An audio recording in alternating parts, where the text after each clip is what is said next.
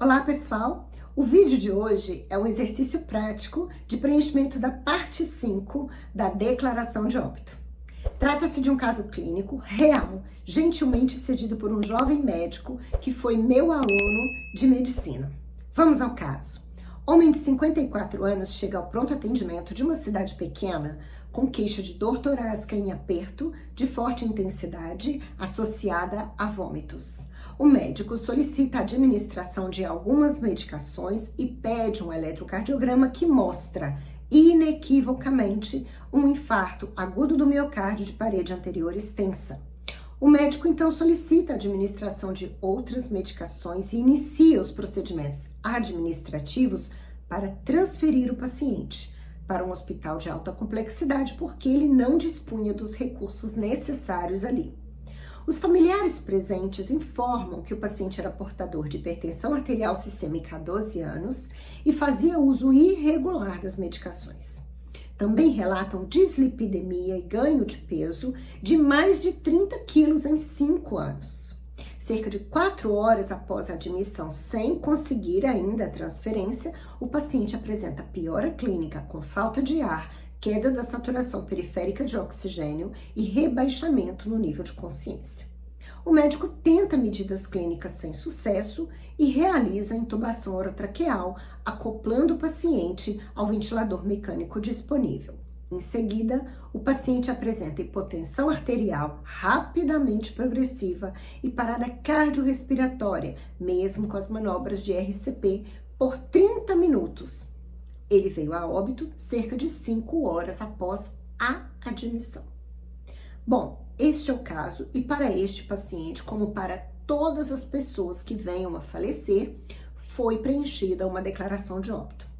O nosso exercício é preencher a parte 5 do documento. O bloco 5, ele trata das causas e condições do óbito. Lembrando que a declaração de óbito tem 9 campos. O primeiro campo é a identificação, o segundo campo é a residência do falecido, o terceiro campo é a ocorrência, são informações sobre o local onde aconteceu o óbito. O quarto campo, ou quarta parte da DO, ou quarto bloco, como o Ministério da Saúde chama, é chamado fetal ou menor de 1 ano, onde são colocadas informações referentes ao óbito de fetos ou crianças menores de 1 ano. Lembrando que nesse campo a maior parte das informações se referem à mãe. Na parte 5, ou bloco 5, nós temos as condições e causas do óbito, que é o exercício que nós vamos fazer juntos agora. Na parte 6, ou bloco 6, as informações sobre o médico. Na parte 7, ela é preenchida quando se trata de um óbito de causa externa, e aí será preenchida pelo médico legista. Na parte 8, ela é uma parte do cartório, nós médicos não temos que mexer neste campo 8, nessa parte, nesse bloco 8, e o 9 é na localidade sem médico, ou seja, é um campo que é preenchido quando não estamos presentes. Então, médico também não vai atuar no preenchimento da declaração de óbito do campo específico 9, haja vista que é quando não há médico que esse campo é acionado. Toda vez que nós estamos diante de um caso real, que nós somos o médico, o paciente está na nossa frente, é muito mais simples elaborar a cadeia de eventos do que quando nós estamos fazendo um exercício, como nós estamos fazendo agora. Quando nós estamos acompanhando o processo mórbido do paciente, seja ele inevitável ou de uma causa evitável que não foi possível tratar e o paciente venha a falecer, essa sequência de eventos é mais clara do que quando nós estamos fazendo um exercício.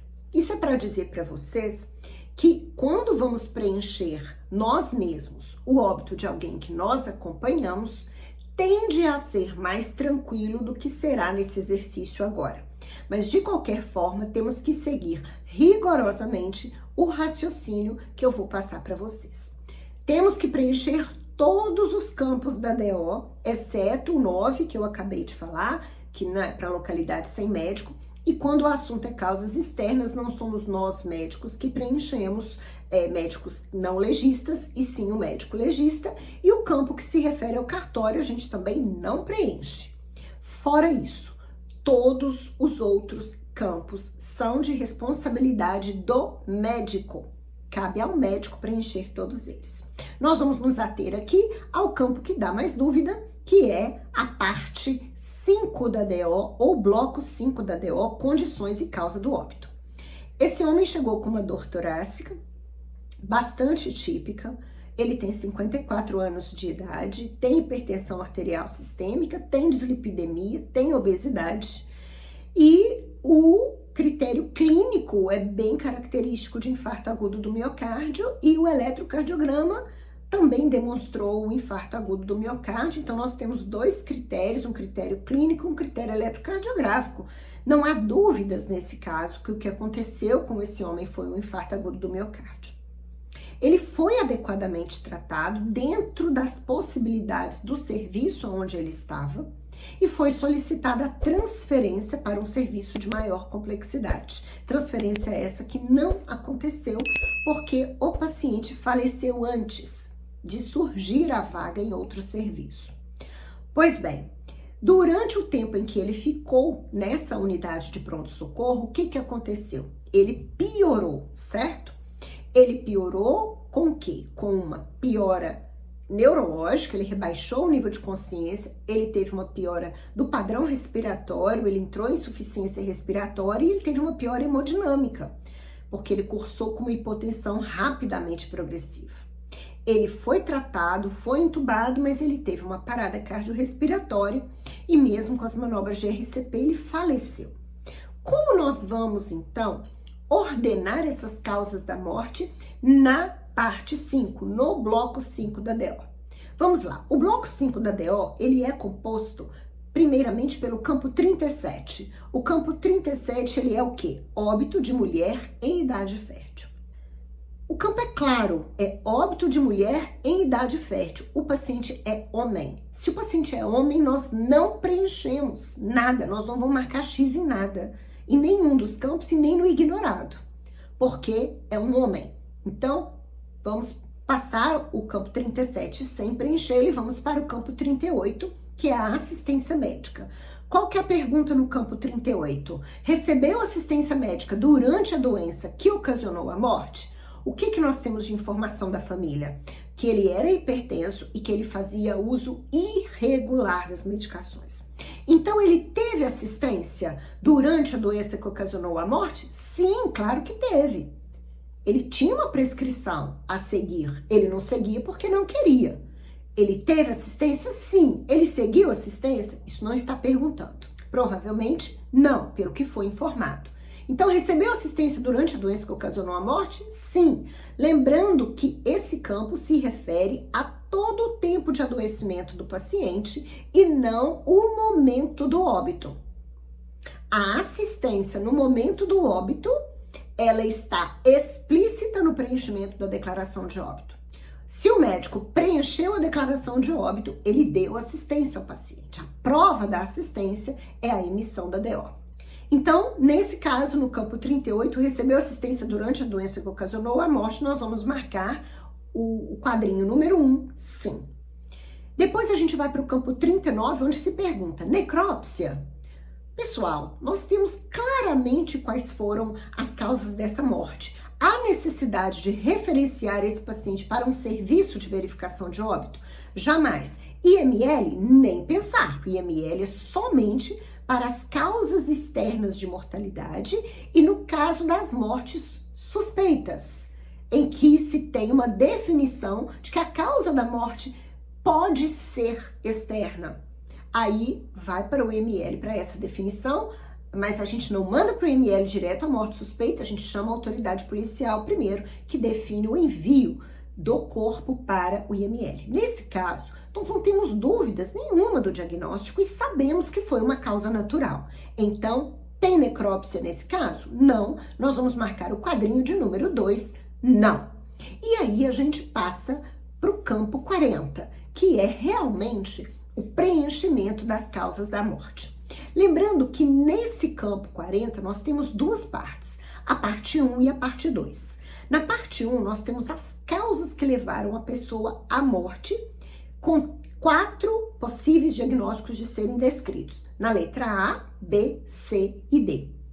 E na parte 2, nós temos 2 campos que podem ser preenchidos com causas que contribuíram para a morte, mas que não fazem parte da sequência de eventos mórbidos. Muito bem. Na letra A, da parte 1 do campo 40, nós escrevemos a causa terminal, a causa imediata da morte. Na última linha da parte 1, nós escrevemos a causa básica da morte. A causa básica da morte é a mais importante. Ela é o início dos eventos mórbidos que levaram essa pessoa à morte. Então, nós podemos ter uma cadeia de eventos com 4 estados mórbidos ou doenças. Mas, se o paciente não teve uma sequência com 4 eventos, mas sim com 3 ou com 2, nós podemos preencher corretamente a DO com apenas 2, 3 ou até mesmo uma única linha. Se essa for a maneira correta para aquele caso. Quando nós não utilizamos as 4 linhas, nós vamos riscar aquelas que nós não utilizamos. E nós nunca podemos deixar em branco a letra A, que é a causa terminal. Então, se a cadeia de eventos do paciente que estamos vendo, ela não tem 4 eventos mórbidos, mas sim 2 ou 3 ou até mesmo 1, nós vamos preencher na letra a letra B e a letra C, e dá um traço na letra D. E aí, neste caso, a letra A é a causa imediata ou terminal da morte e a letra C, se for a última numa cadeia de 3 eventos, é a causa básica. Bom, muitas pessoas preenchem a DO da letra A para a letra D. A minha recomendação é que nós pensemos em todos os eventos que aconteceram com o paciente e a gente faça uma escrita em um papel de rascunho primeiro antes de preencher a DO. Então, nesse caso, nós tivemos o infarto agudo do miocárdio.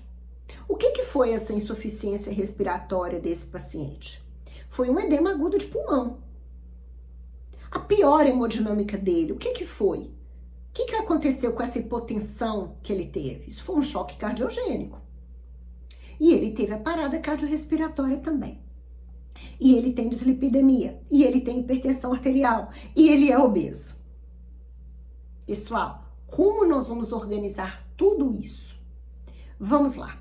O evento máximo que mais chama atenção e que salta aos olhos é o infarto agudo do miocárdio. Seria ele a causa básica da morte? Não. Por que esse homem infartou? Ele infartou porque ele tem fator de risco cardiovascular. Qual o fator de risco cardiovascular que ele apresenta que está diretamente relacionado ao infarto agudo do miocárdio? A hipertensão arterial. Ah, mas e a dislipidemia? E a obesidade? Isso não entra? Entra. Mas vão entrar como contribuintes, como fatores de risco. Então, elas vão para a parte 2. Mas na cadeia, na sequência dos eventos, a causa básica da morte é a hipertensão arterial. A hipertensão arterial levou este paciente a infartar. Então, quem é a primeira causa? Quem que começou esse processo? Foi a hipertensão arterial que teve início há 12 anos atrás.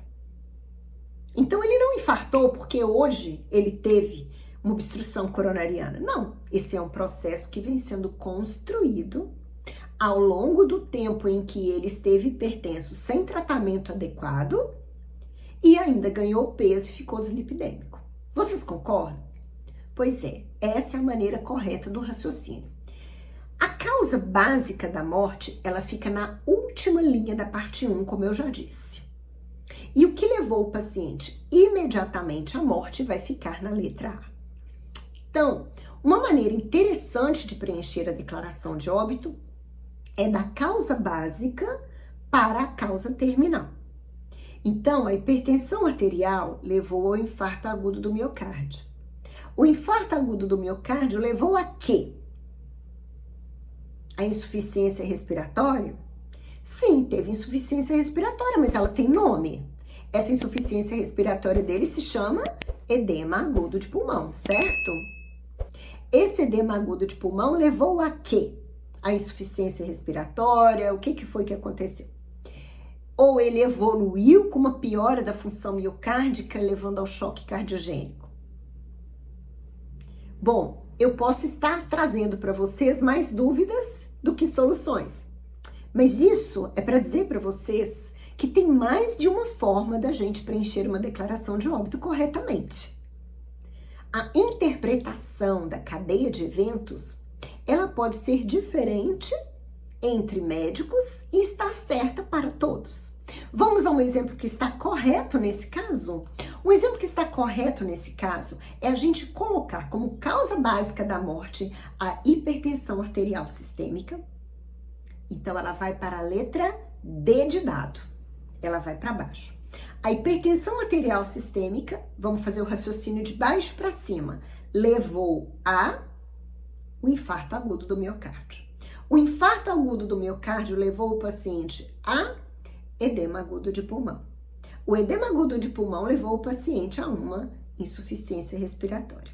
Então, a gente pode colocar insuficiência respiratória na letra A, edema agudo de pulmão na letra B, infarto agudo do miocárdio na letra C, hipertensão arterial na letra D. Mas insuficiência respiratória na letra A não fica vago? Fica vago quando você não coloca na letra B por que o paciente teve insuficiência respiratória como causa terminal. Neste caso, onde a gente coloca na letra A insuficiência respiratória, está muito bem explicado na letra B que essa insuficiência respiratória se deve a um edema agudo de pulmão. Aí pode. O que não pode é colocar insuficiência respiratória na letra A, por exemplo, e na letra B colocar infarto agudo do miocárdio. Você perde a sequência de eventos mórbidos. Então, pode ser feito dessa forma, uma cadeia de eventos com 4 eventos, onde nós temos, vamos fazer o raciocínio reverso agora, uma insuficiência respiratória na letra A, devido ou em consequência de um edema agudo de pulmão, que ocorreu em consequência de um infarto agudo do miocárdio, que ocorreu devido à hipertensão arterial. E nas duas linhas abaixo, na parte 2, nós colocamos a dislipidemia e a obesidade. São diagnósticos. Eu posso colocar lá embaixo uso irregular de medicação? Isso não é diagnóstico. Então, nós não colocamos isso. Nós temos que colocar diagnósticos, tá? Os médicos negligenciam muito do lado à direita, de onde nós escrevemos o nome das doenças, o tempo.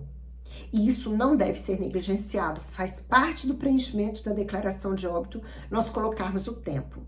Nesse exemplo que nós estamos falando, em que nós estamos tratando de uma cadeia de eventos de 4 diagnósticos, a insuficiência respiratória desse paciente, ela aconteceu 1h30 antes da morte.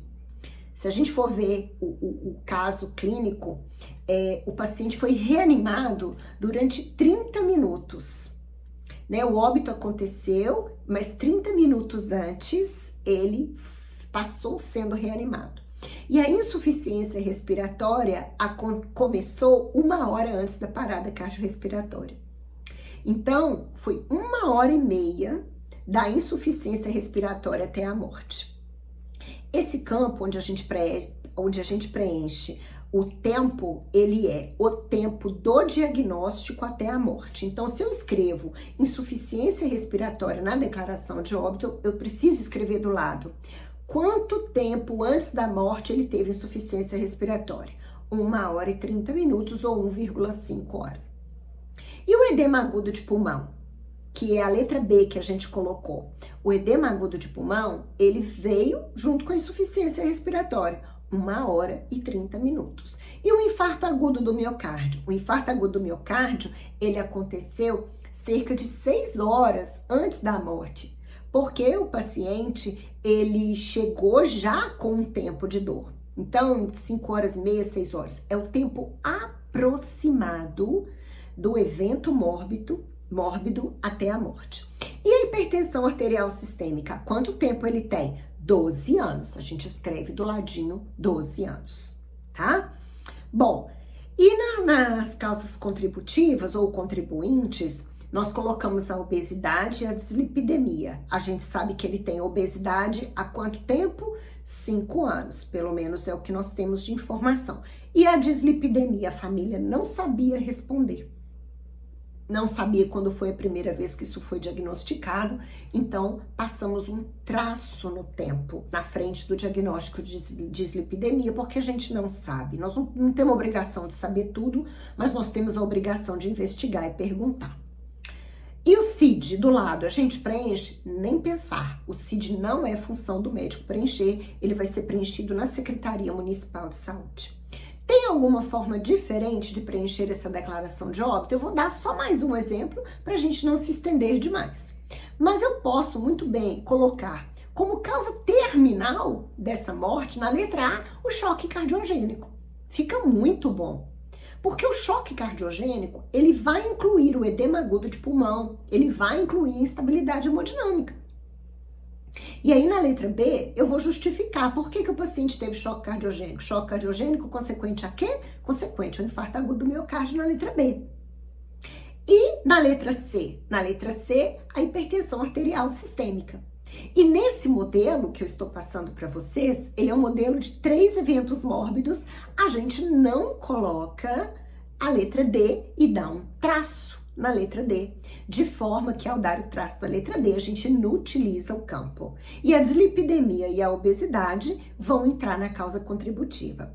Os tempos é à direita de quando a gente coloca o diagnóstico. Para o choque cardiogênico, é o momento em que ele instabiliza, em que ele entra em insuficiência respiratória pelo edema agudo de pulmão, né? Porque é um edema agudo de pulmão cardiogênico. Então, 1h30 antes da morte. O infarto agudo do miocárdio, o tempo, né? Desde antes da admissão, foi 1 hora antes da admissão. E a hipertensão arterial sistêmica desse paciente que tem 12 anos de existência.